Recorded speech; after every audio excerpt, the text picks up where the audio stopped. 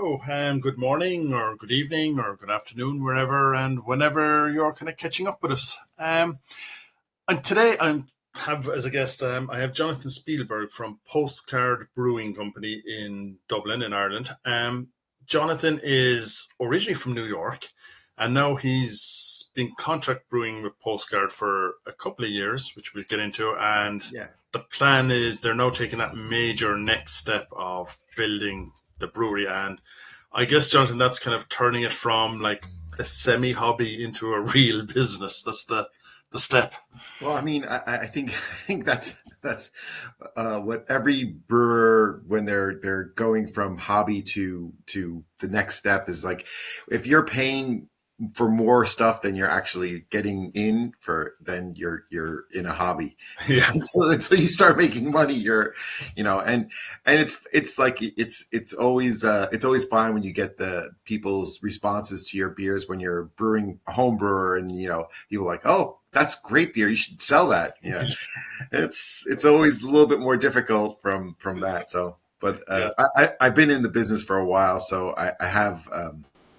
I've kind of a long history in the drinks industry in Ireland. I only moved here in 2006, but when I moved here, I had I kind of had a background in IT and project management. So what my goal was initially to get a job in that industry, and then I was like, do I really want to project manage IT stuff? I mean, yeah, not really.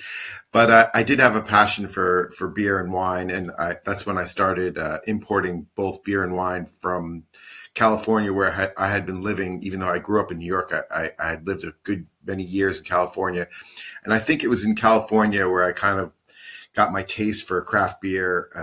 It was, like Sierra Nevada and Anchor Steam, and more importantly, I think it was a speakeasy for me. It was when I all of a sudden became a hophead. I loved their Big Daddy IPA, and people would be like, "Oh my God, it's so bitter," and I'm like, "Oh, it's so good," Yeah. So I actually imported their beer for a while into Ireland here, and then after a while, we started doing distribution with places in the north, and we started selling other Irish craft beers, and I was like, can we start sending this back to America? And they're like, we just don't have the production space. So that's when I formed basically a contract brewing company, small enough that people starting out could get their foot in the door and make a batch or two and then see how it worked out. And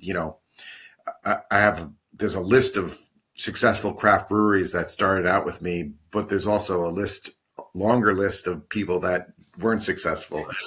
And it has nothing to do with the beer, because the beer we were brewing was all, for the most part was good. There was a few, bad batches as you have when you're starting out. But really some of the most, successful breweries, it's not just the beer that has to be good. It has to be the marketing and really the team behind it. So it's good.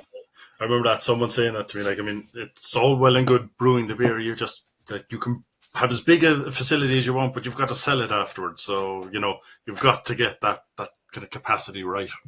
And like we were talking about, when you do a home brew, it's great to do a home brew that everyone likes. It's a little bit quirky and off, but the Irish market and culture is that you need to have a beer that can be sessionable and, not necessarily low in ABV, but also not too high in ABV. But, you want to sell a beer that's going to have three people having three or four of them, so. Yeah.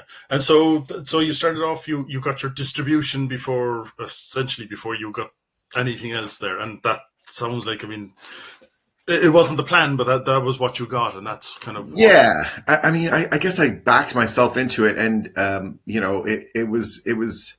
I always loved the beer, and I think when I started getting our beers designed and brewed and stuff like that, some of my favorite, like there's things that when you have a small business, especially a brewery, there's a lot that me as like the main person has to do, whether it's cleaning out the mash tun, or driving to pick up one ingredient that we're missing for the brew. You're doing it all. It's just, but like my favorite part is probably not so much designing the beer, but kind of making making the decision on what kind of beer we're going to do.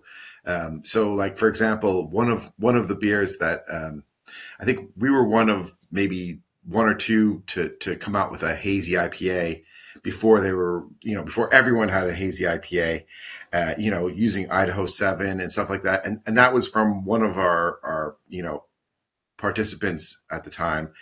He brought it back from Maine, and I was like, oh, this New England IPA is a great style. And this is back in like 2016, 2015. And then now, everyone has a hazy IPA.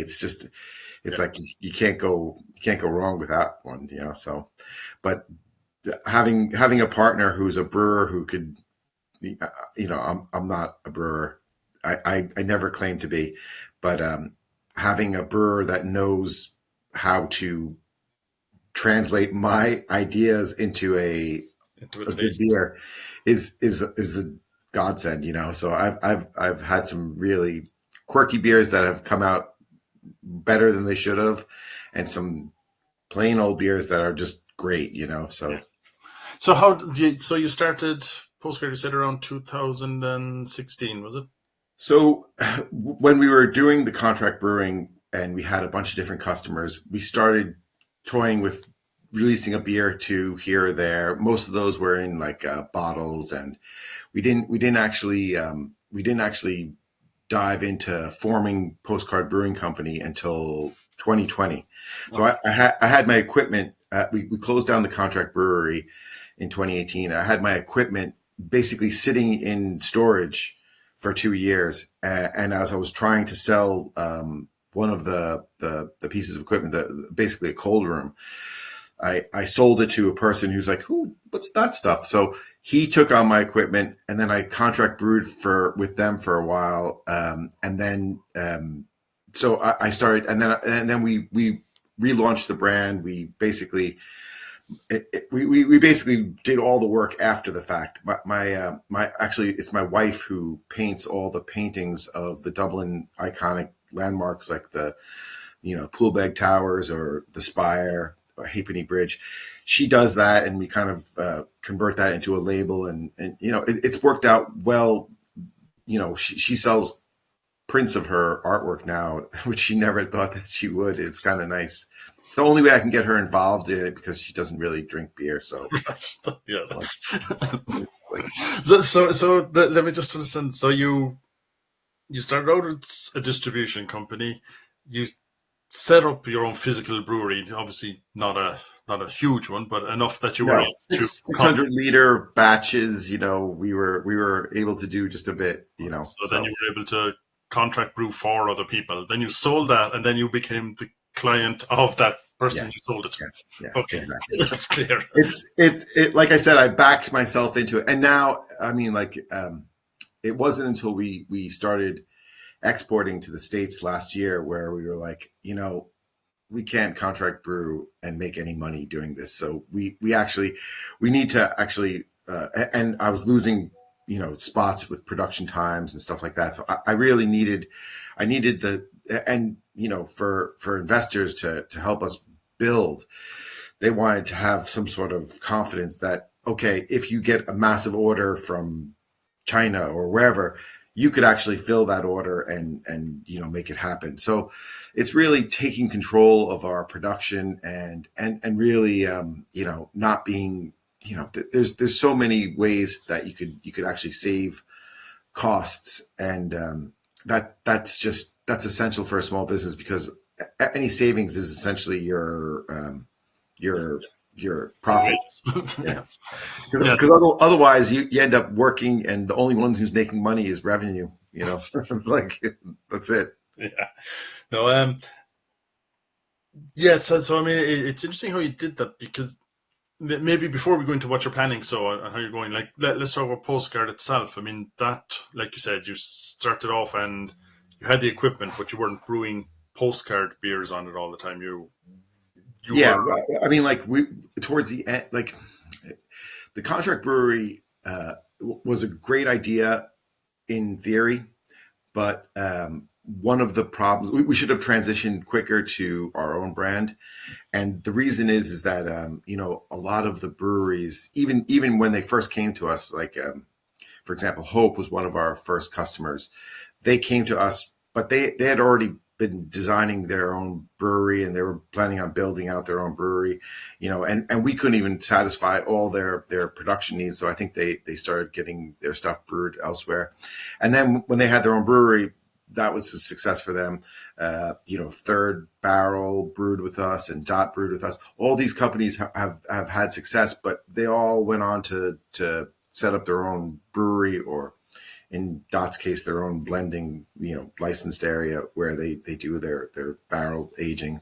So, I mean, I think the key is that we ran out of production space very quickly with so many different places starting to have their success, and then so we were kind of getting pushed aside, and it was fine because really we just wanted to keep that, like the more you're using the equipment, the better it is. And our space was just not suitable for the size we wanted to grow into.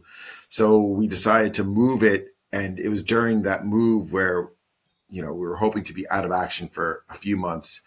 But as with everything in Ireland, it takes twice as long and three times as much money. So it took us, instead of 3 months being out of action, we were out of action for 18. And everyone had their own brewery kits. All of our customer base was pretty much gone. And we kind of opened up and they were like, okay, now we need to brew our own beer. But at that time, it was like we had already spent too much money and it was a mistake. So we pulled everything back, and we were, like I said, I was ready to sell the equipment and walk away when I had the opportunity to sell it to somewhere where I could actually brew my beer as a contract brewing company myself. So it was like, round in circles we go. And so you decided then at that point, your own brand, you called it. So tell me why it's called Postcard, and like you said, the labels. What So obviously a lot of things about brewing and about beers, like it's all about marketing. Like you said. yeah. I mean, like the marketing gets the beer off the shelf that first time. The second time is for, is because it was good and you want to come back to it. So that first beer off the shelf is all marketing.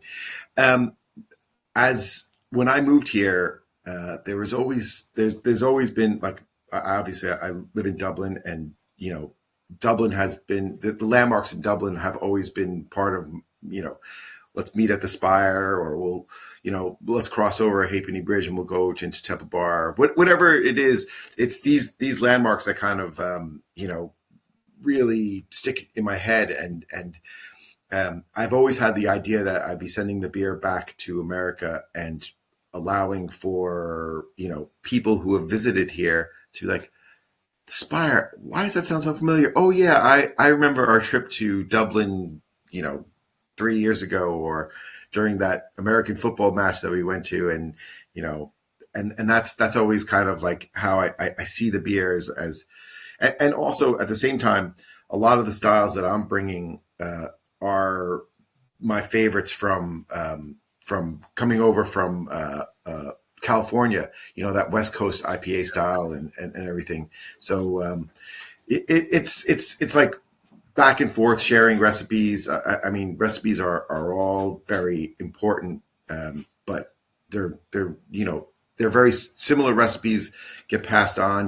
There's always been like I think everyone always holds Sierra Nevada as the gold standard of a pale ale, but even Sierra Nevada has drifted so much in people's tastes that most people aren't brewing a Sierra Nevada clone anymore. They're probably brewing something a little bit hoppier, just because it was made 40 years ago for the first time, and I know they probably don't change the recipe much. So still a great beer, but Yeah, but then like if like essentially what you're saying is an awful lot of the styles, a lot of them are, you could blind taste an awful lot, I think, and you wouldn't know. So that's where the absolutely. marketing. Has Absolutely. Like one of the things that I did when we were back in our distribution days was, you know, and it's still hard to sell stouts here that isn't a Guinness. I mean, like Heineken put a lot of money into their Island's Edge when they had two other great stouts in their catalog, never. and that has gone away. But we still have Beamish and Murphy's, but really. It's all about the Guinness. Like nothing sells, no stout sells like the Guinness. So I remember back in the day having sponsoring a. This is when we were doing Hilden had a stout, and we were doing a taste test, basically comparison, like not necessarily which is the best because everyone always is going to pick the one they're most familiar with. But can you tell which is the Beamish, which is the Murphy's, which is the Hilden, and which is the Guinness? And you'd be surprised. Like people are like, for the first time, that they're like, I actually like that one better, but I always drink a Guinness, and that's a Beamish. Like I thought Beamish was terrible, but it's that sort of putting your taste test to the challenge. Like we're not all beer connoisseurs or some. I think that is it called beer sommelier now? I think there is that. We don't have that fine a taste, but like I know when I get a beer that has dialectic kind of Yeah. fit flavors in there, I'm like, I don't think this is supposed to be sour, and those beers are, you start actually, exercising that part of your taste buds, and it's excellent. It's something that more people should do. I mean, we shouldn't just, my biggest sort of not hate. Hate is too strong a word, but it always bothers me that people will go for these really different restaurants and try Thai food or what, but when they go into a pub, they'll just order the same beer, and I'm like, don't you want to try something different? That's always my, like, if I have the option to have 3 or 4 different beers in a given night, that's been a successful night. Yeah. Yeah, I So think we kind of agree on that one. But yeah, yeah, and my own, just taking my own self, my tastes would have been much more like the lagers and stuff. And I remember the first time I tasted a lambic, and I thought, what the hell has gone? yeah, Like something's gone wrong. But yeah, my taste has gone very much sour type of beers now. But yeah, but like if a lot of the beers are essentially like that, they're not bad beers. They're not, nothing to say that, but that they're within a range that, especially after 3 or 4 of them, they're gonna merge together a bit. Then that branding, not yeah, so it has two things. It has to make the sale, but it also has to give you like what you seem to be doing with it is kind of playing on yes, memory of a good trip, and then that gives you an extra flavor that you don't, you can't. It doesn't physically exist, but it just yes. comes out of your memory, and that seems to be what you're trying to do with it.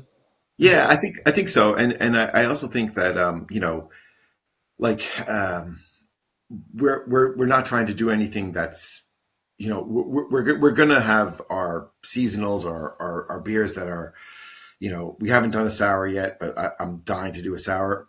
But it, like I said, it's that balance of we can't really have a sour until we have like our steady sales going yeah, in a pale ale or an IPA or even a lager, only because sours are a hard sell, and just like not everyone's willing to try a sour. Like sour, why would I want that? But I mean, like there's so many great sours out there that you just want to have people, just even if it's just like an after dinner drink, to a amuse bouche to kind of clear the palate. yeah, It's good to have that one beer, and I love that. Yeah. yeah. So is that your main market now? Or like because you have a distribution in Ireland, but it sounds like you're planning Postcard to be primarily exported to the States. I think we're gonna our goal is to make sure we can satisfy our domestic market, and Okay. then once that, like we had a foray, and we've realized that yes, it could be. It's a really tough market to break into. So I think we were doing it pretty much on our own, sales and distribution wise. So we're gonna wait and just kind of make sure that we have the facility here where we have a good domestic market. Right now, Leinster is really all we're distributing to. So I think in this upcoming 2025, our goal is to kind of branch out and move our have some beers that are coming out of different parts of the that are available in different parts of the country, and not even necessarily like we might have some of our branding might actually, and this is all been decided very recently. Some of our branding might be dual, so what would be Poolbeg Haze or what, which is our one of the Poolbeg towers, might be something else in another part of the country. And just because, I had a very vivid experience my first time to Ireland of the 40 foot. I came on Christmas, and that's my experience. But I've also had experiences, at the Cliffs of Moher. It also gives my wife more things to paint, so that works out too. But that sounds like it's going to be harder if you're going to have the same beer. It's a different, like, I don't. So It just sounds difficult. It just sounds difficult. it is difficult, but I think the one of the things that's almost universal in craft beer now, and this is going back to the marketing side, which is kind of where my brain always goes, is the color coding of the beers is very much part of our if I look at a Kinnegar and I see a yellow Kinnegar bottle there, I know it's a Scraggy Bay. Yeah. Now, if I see a purple Poolbeg Tower or a purple Air Square, say, I'm going to associate the two as the same beer. Hopefully, we'll see. Okay. I mean, listen, the thing that I would definitely say is that I've made more mistakes than got things right. It's just my stubborn persistence that keeps me going. And when something works, you just keep with it. So, and when it doesn't work, you move on. And you just gotta, being small gives us that ability to be nimble enough to move on. But at the same time, the things that work, you need to follow through and see why they're working and improve upon Yeah, them. no, it's good to have the ability to. I mean, that's why the big ones, the big multinationals, are slow, because they're afraid to take risks to lose a customer. Yeah, You can turn and test things out, and it's not the end of the and there's two sort of paths that the big multinational brewing companies do. One is the Heineken, Budweiser, Anheuser-Busch way, whatever, the InBev way. They just go out and they just buy them. They'll buy them. They'll buy another one. They'll buy another one. And then there's Guinness, which I actually respect a bit more. Diageo doing stuff at Open Gate. Now, some of their beers are great, but I never see them anywhere. Yeah. So like, unless I'm going to the brewery and I could say, oh, wow, this is a fantastic beer. I wish I could get this locally. That doesn't happen. I believe they do a lot more of that in the States, actually, do they? The Guinness. They seem to have a much more craft focus, kind of experimental focus over there. Yeah. And even like, as my mom says, she loves her Smithwicks. But like, the beer that's being sold there isn't necessarily the most of their sales isn't necessarily Guinness. I mean, it still is probably, but I don't have the numbers in front of me here. That'll be your real cheeky bit when you come to doing a stout. Will you put a St. James Gate on it? Well, I don't think landmark. I don't think legally I don't think I'd get away with that. We actually our stout is the 40 foot. We do, and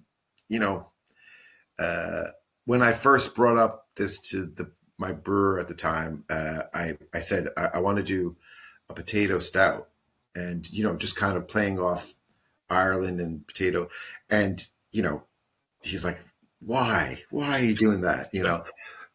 But in fact, like the first batch was not good. It was made with mashed potatoes and it was terrible. But we started using potato starch, and that had the same sort of effect as like a oatmeal, sort of drying out the beer, making it a bit more bitter. And so, like if it doesn't work the first time, keep on trying until it does. But what was a gimmick actually is something that's working fairly well, and the beer tastes more like a Guinness export or something that's like really kind of strong, and it's it's a nice beer on nitrogenated too, which I don't normally get it. Okay. So. So now that let's get on to what the plans are. So now you have your plans. You're still playing with your marketing, and you potentially have an export. But I mean, the big thing is that you have the plans to build again your own brewery in what Yes. sounds like a much bigger place, and you're kind of building funding for it.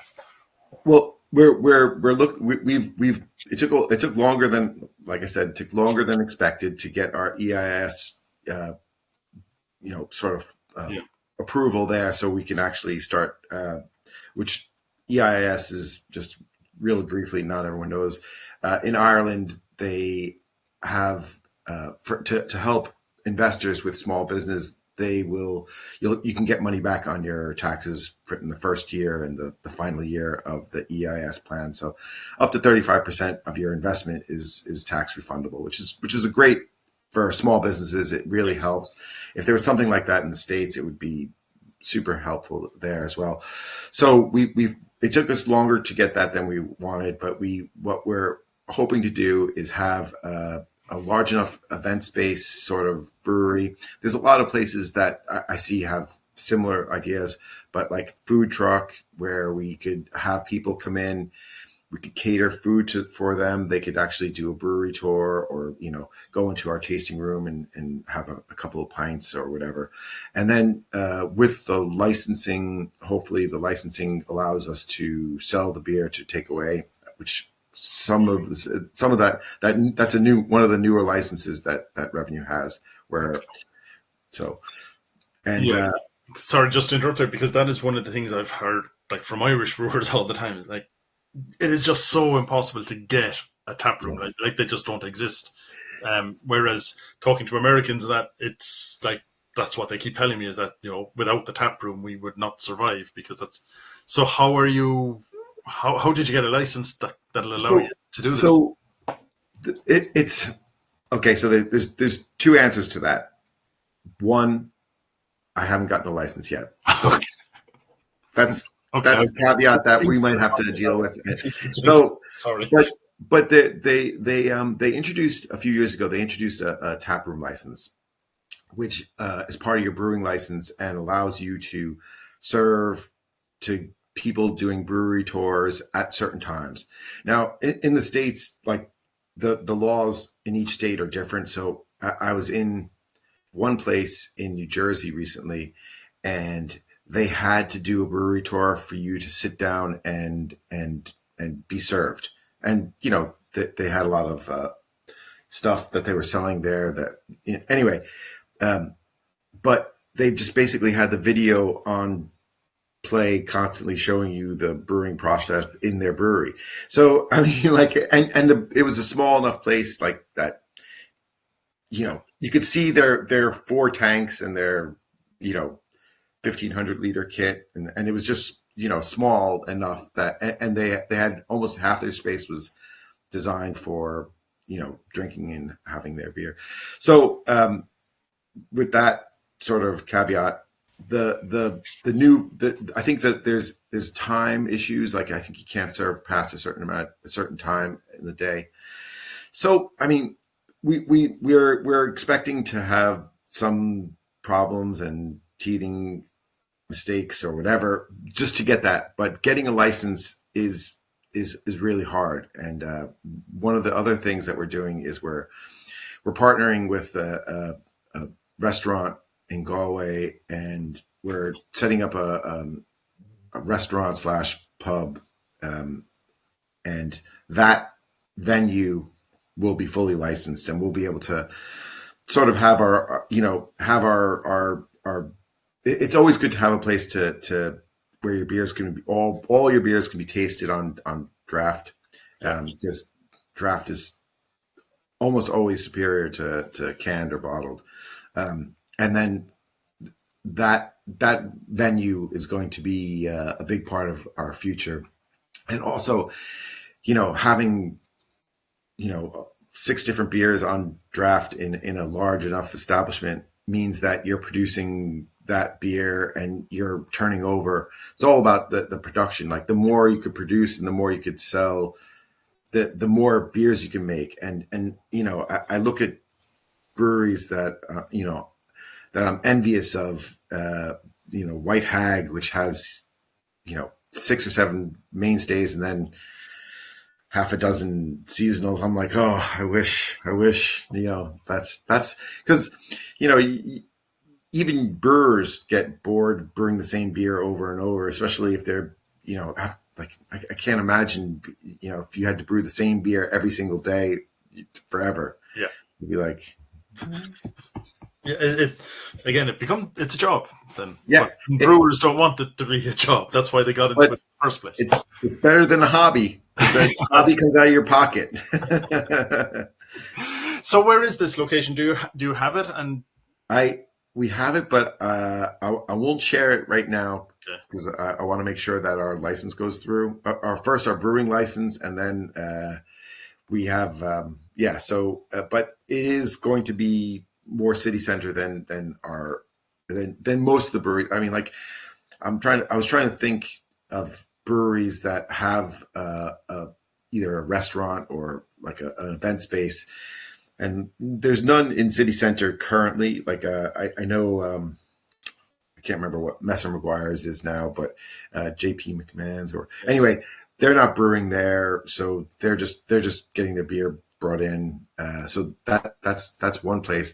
Brewdog has their Dublin outpost, but obviously most of Brewdog's beers that they sell there are not brewed on premises. But yeah, I mean, Rascals has probably the nicest location where they actually sell and brew their beer and have pizza, and they do lots. So, it's good to have these sort of, I think the more places like this that there are, the more people realize, oh, there's a thriving Irish beer community and we should be a part of it, Because again, like for those who don't know, I mean, and so much of Irish beer is all about the distribution and trying to do the stuff with the pubs, and then that's all tied up with the Guinnesses and the Heinekens who pay for the taps, and that's I can't believe that there, and I'm not saying that there's a conspiracy, but I cannot believe no one has actually seen the pay for play sort of things where, if you give me, if you build my cold room, I'll put 5 taps in. Like this is bribery, like plain and simple. It's like you're paying to have your beer. And I've heard stories about supermarkets where they are paid to have more shelving space. I don't think that happens in a lot of places, but it's sometimes it's pretty shocking to me that this is happening still to this day. I mean, it's 2024, and we're still seeing, we're locked in with Heineken. We can't actually, and thankfully, when they have, Heineken does carry a bunch of formerly smaller breweries like, Lagunitas or whatever, that you see that, and CNC has 5 Lamps. So you see a lot of those bigger companies pushing their larger sort of their own craft beer, essentially, their in-house craft beer. So yeah, and then people think it's a craft beer and not the small local brewery. I mean, I've seen, I don't know how many posts, David up in Ballykilcavan against Electric Picnic there. Like, he's a local. The thing is next door to him, and he can't get in the door because it's all Heineken. and I'm really happy for him because this year I follow him on Instagram, and I saw the he's got the glamping site set up, Yeah, and he it is ridiculous that like that one brand just can dominate the entirety of yeah, the festival. I know in the past we were involved in not Electric Picnic, but we did Taste of Dublin, and they had like a VIP section where we could sell your beer there, but we can't sell it anywhere else. It's like, come on, it's like, yeah. And it's not like, I mean, I know, like you said, it's Heineken or Diageo. I can't remember who's doing that. Like, I mean, they're paying a fortune to be the brand, but one small little local brewer, it's not going to take away from. They could make that a positive that they're supporting the local.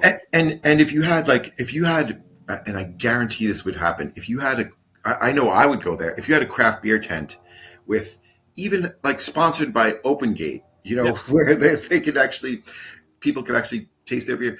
If you had like a craft beer tent, people would go into it and just yeah, be it'd be such a great event, yeah, and it a would great create. thing for that event. Yeah, and it would create goodwill for that, for the Heinekens and the Diageos as well. It would create, I don't know, but anyway, We're going down a rabbit hole yeah, here. we're Like getting way we could sit there agreeing about how terrible it is, yeah. and So your vision is that you're going to have in the city centre, you're going to have an event space, you're going to have food, you're going to have people can come in and have do tours, come in yes, just for a couple of pints, or there'll be a space they can rent out for parties exactly. as well.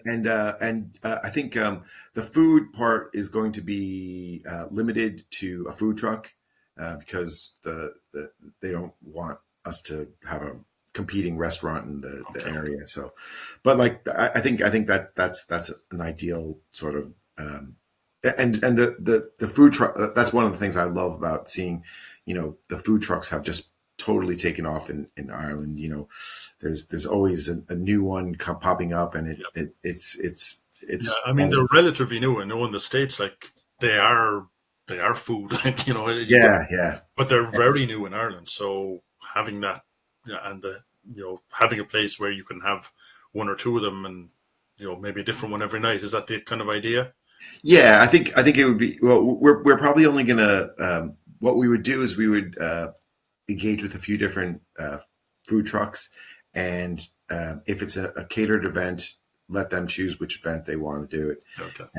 And if it's not, we might have like a rotation. Like if we do Thursday, Friday, Saturday tours, we'd have a different one on each of those nights. So.